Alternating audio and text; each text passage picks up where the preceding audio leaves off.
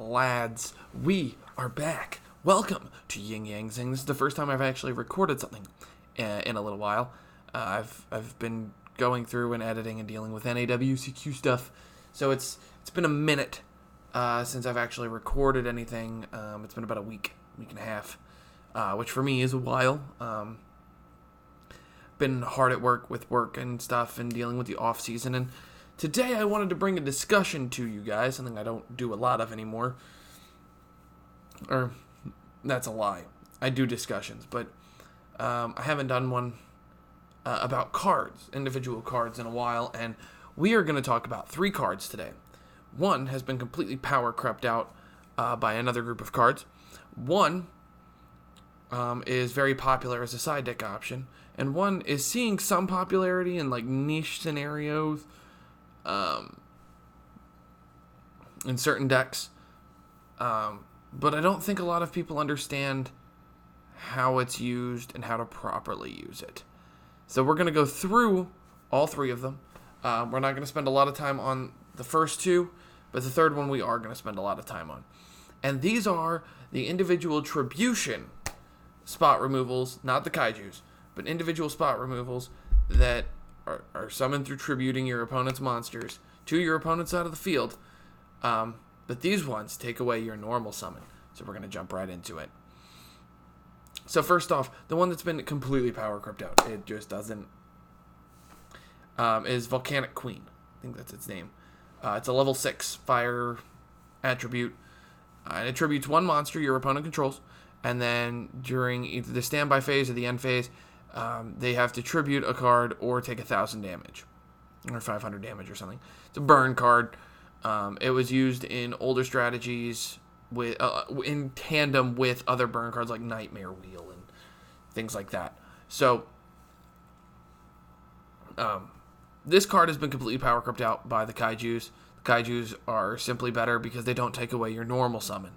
It's not considered a normal summon. It doesn't have that stipulation, that clause.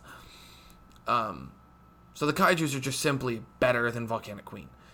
If you're running Volcanic Queen, you're running a burn strategy probably, and your entire strategy revolves around burning your opponent out of resources. It can work, but the deck has to be built around it, and the majority of decks are just simply not. But it does take away your normal summon, meaning that once you summon Volcanic Queen, it locks you into only special summoning monsters, which can be very difficult for certain decks, such as, let me use an example of the past year. Let's talk about Goki. Goki was very normal summon reliant. Did they have special summons? Absolutely, but it revolved around the initial normal summon. You take that away, they can't run Volcanic Queen, but they could run Kaijus if they wanted to. So that's the give and take there. So Volcanic Queen has completely been just removed from the game. The next one, this one sees a lot of play inside decks. It individually counters combo decks and like Thunder Dragon and things like that. Sometimes even the Orchest board, just depending. And that would be the Winged Dragon of Ra, Sphere Mode. It takes away your normal summon, but it gets rid of 3 monsters. So it's better than the Kaijus in the respect of how many it gets rid of. It's non-targeting, it just tributes them, gets crisis averted. So this card's better than the Kaijus in that respect, but it has that stipulation of, okay, if it's going to be so literally 3 Kaijus in one with 0 attack points, then how do we balance that? Well, you lose your normal summon. Okay, that can work. It can work. And a lot of decks nowadays are capable of playing around that. Thunder Dragon, for example, can play around a Sphere Mode. They're not normal summon reliant. Their normal summons are very niche, but powerful. Because they run all the dangers, they don't need it. Pendulum runs them, for the most part, in their side deck. It breaks the board, and for the most part, Pendulum can play without their normal summon because you have scales, you have monsters, it's annoying. Dangers can play around it. So Sphere Mode is, the pros well outweigh the cons.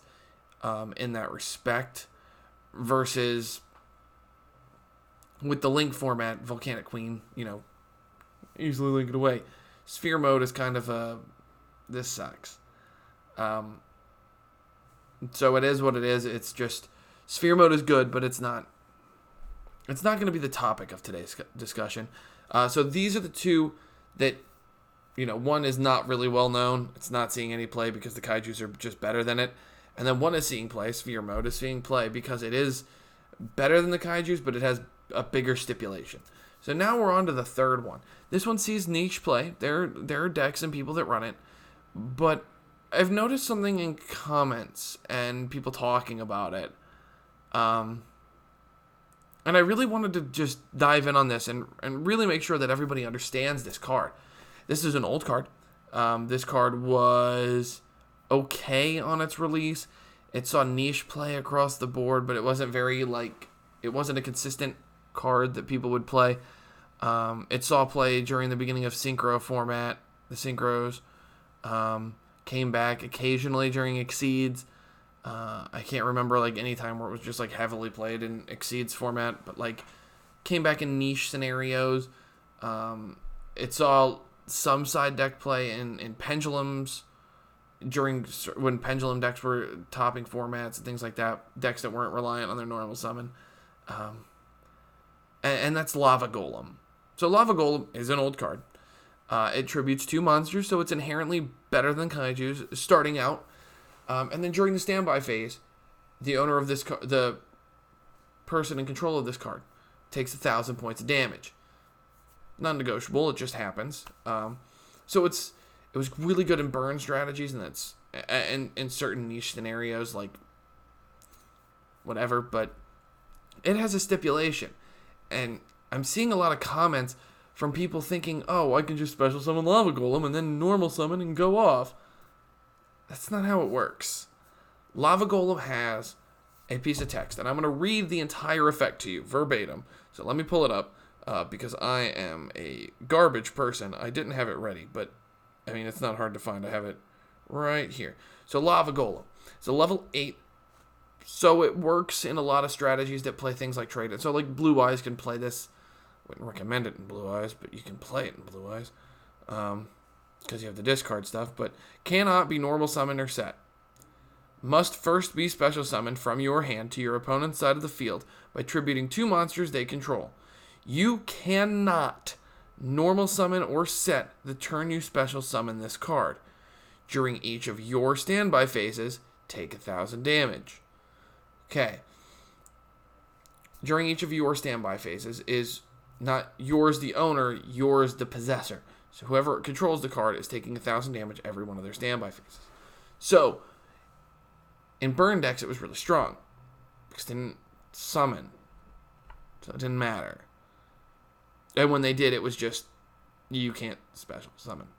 But that's an important line of text. You cannot normal summon or set the turn you special summon this card.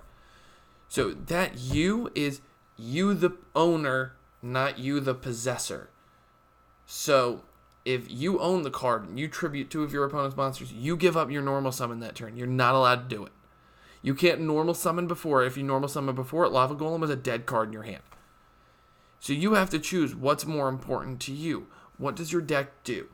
So for pendulums, they can run Lava Golem because it doesn't negatively impact their strategy whatsoever. Right? But that being said, because they can't run it, they can run it, why would they? So Lava Golem is a big body. It's a level 8, which is kind of generic, and there's lots of good rank 8s, for example. If it was level 9 I think would be awkward enough to where it would be probably a better card. You might see more play of it. But the problem I'm seeing is that people think that you can normal summon with Lava Golem the turn you summon it, and you can't because of that clause. All 3 of these cards take away your normal summon. All 3 of the cards that I talked about today, not the kaijus, but the other ones. They'll take away your normal summon. Volcanic Queen was immediately power crept out by kaijus. Immediately. Any niche play it might have seen, gone. Done. No deck's going to run it. What's the point? Why willingly give up my normal summon for a card that I have kaijus for? Doesn't make any sense. Just doesn't work. Lava Golem, being 2, is better than those, but they give up your normal summon. But the trade-off is it burns their life points. Takes away a resource. Hurts a resource. Whatever that is. Whatever you consider life points. It deals damage. But why would you do that when you have Sphere Mode? Well, Lava Golem is good almost always. So the kaijus are really strong against Sky Striker. They just are. And they're good against Sky Striker for the simple fact that they get rid of a monster in the extra monster zone and puts it in the the main monster zone. That turns off their stuff. Flips the switch. Lava Golem is good against things like Orcust. Because Orcust typically will end on 2 monsters on board. Typically. Tribute both of them. Their stuff's turned off. It almost ends their turn. Because now Crescendo's dead. Crescendo doesn't work because they don't have a Link monster. The Fog Blades are still alive. And they're only getting 1 pop. If they're going to pop. They're ending on 3 interruptions instead of 4 or 5. Which is strong. It's very strong. So, it's all about what your play, what you're trying to achieve. Sphere Mode does...